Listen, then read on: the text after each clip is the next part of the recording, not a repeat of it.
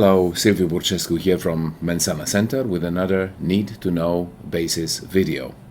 We will discuss three emerging drugs: salvia, spice, bath salts, and for exotics, cat, GHB, ayahuasca, and ibogaine. Let's start with salvia. Salvia is a plant from South America.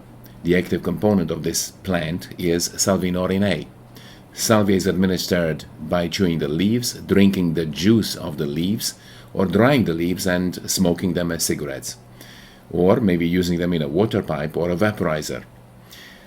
What is a water pipe, you might ask? And I think very few of you might ask, since it's almost an iconic presence in movies from Middle East. Well, it's a recipient of glass in which usually tobacco is burnt.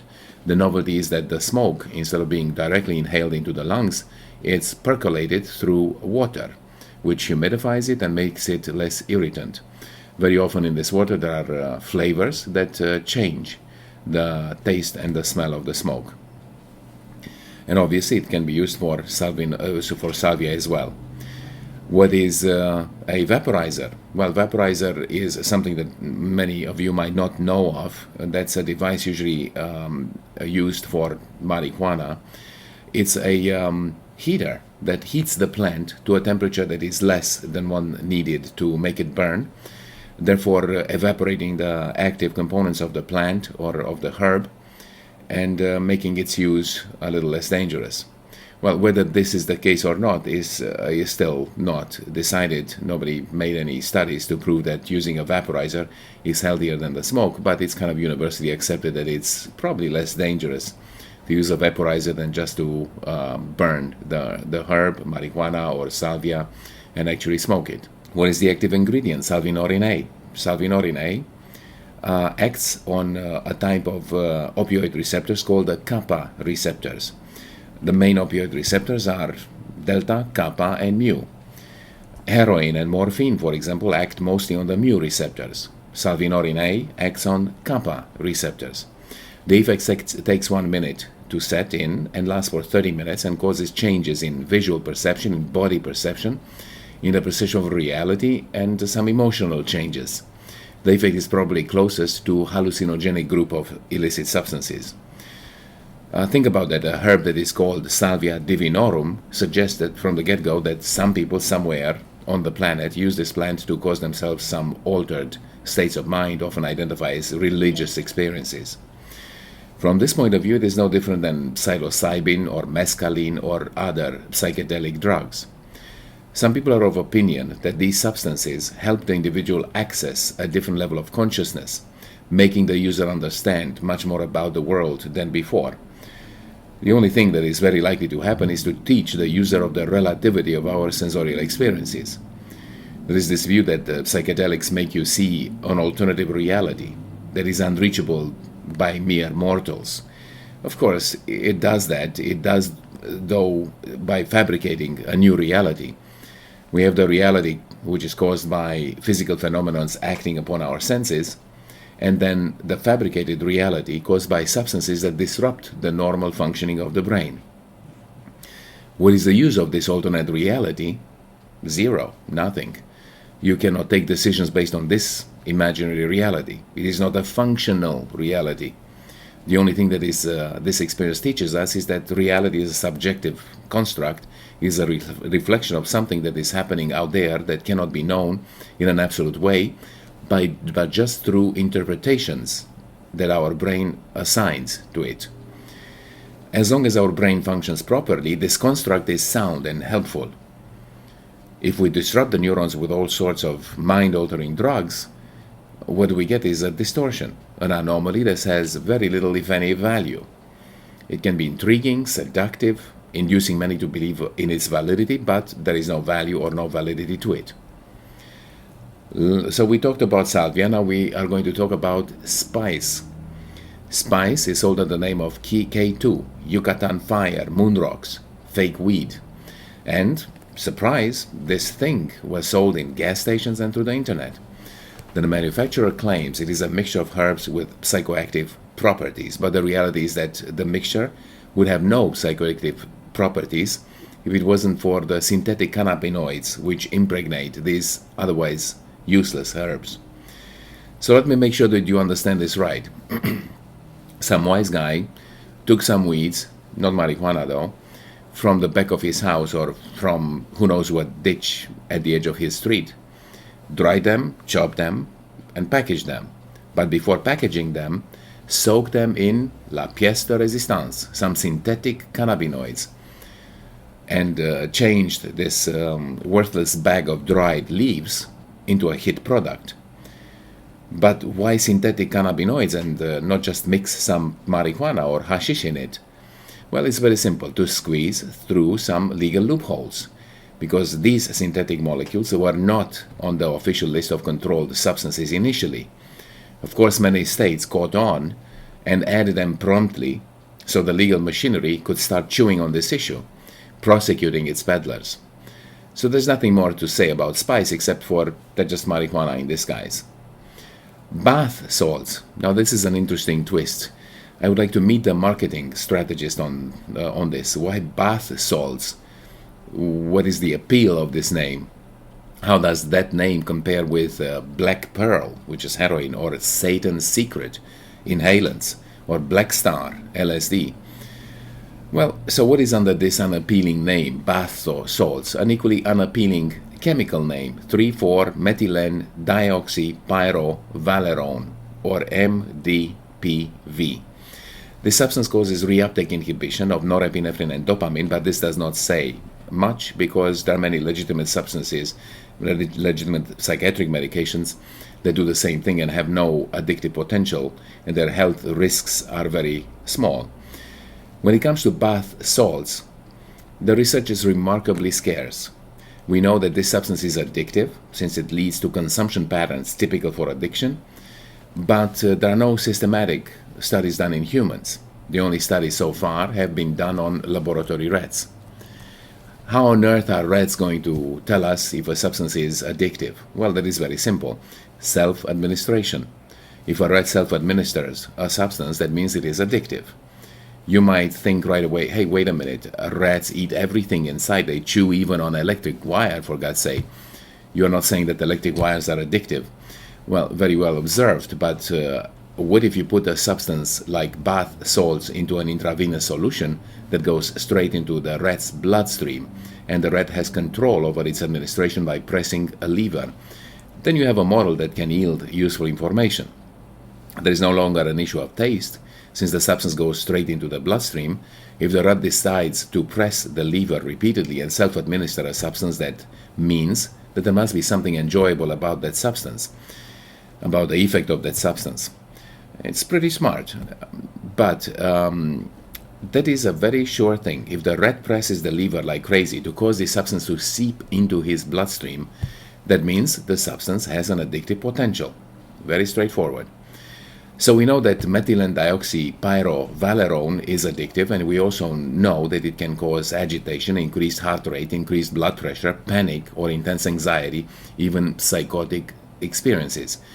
Now you might ask, what's so great about being anxious or having palpitations? No, well, not much. But this is not the end of the story. In addition to those effects, users also report a euphoric feeling, increased alertness, increased feelings of empathy, increased awareness of sensations of all kinds. In other words, it makes users experience those perceptions that usually melt into the background of alertness in a more intense, more lively manner. Chemically, it is an alkaloid related to 3,4-methylene dioxymethamphetamine, or NMDMA, or ecstasy. It is also related to methamphetamine or cathinone.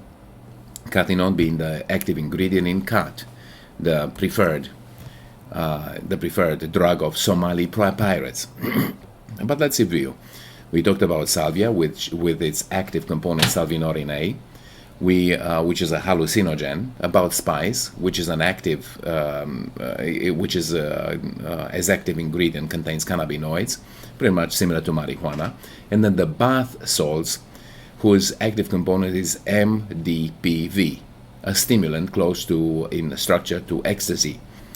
If we started speaking about pirates and cat, let's look into exotic drugs.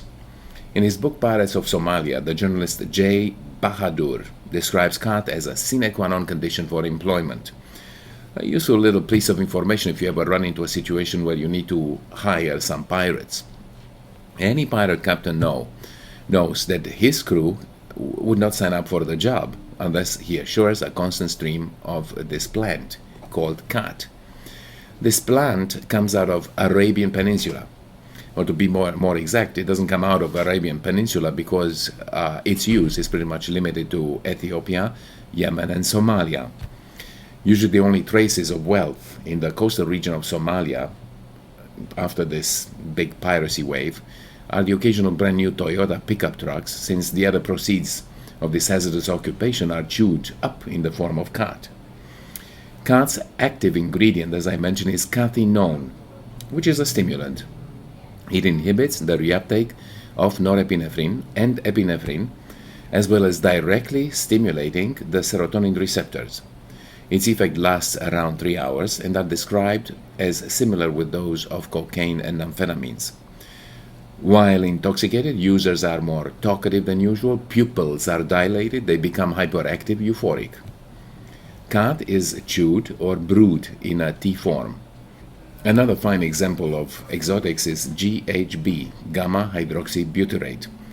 In 1990s, believe it or not, it was even sold in health food stores until the FDA took notice that it has intoxicating effects. It can cause somnolence and even euphoria, since it can release dopamine in ventral tegmental area, the same like most of the addictive substances. Nowadays, GHB is seldom seen. In my clinical practice in over 2 decades, I ran into only one patient addicted to this substance. As opposed to cathinone, which is naturally occurring compound, GHB is an entirely synthetic drug, non-existent in nature. It is synthesized rather easily in home labs, therefore its production is much more difficult to track down and shut down. It is odorless, tasteless, easily soluble, and can induce a post-intoxication amnesia. These characteristics made it the preferred drug for sexual predators to use on their victims, and it is the original date rape drug. But still, the most widely used date rape drug remains, guess which one? Good old alcohol. As if alcohol did not have enough of a bad reputation.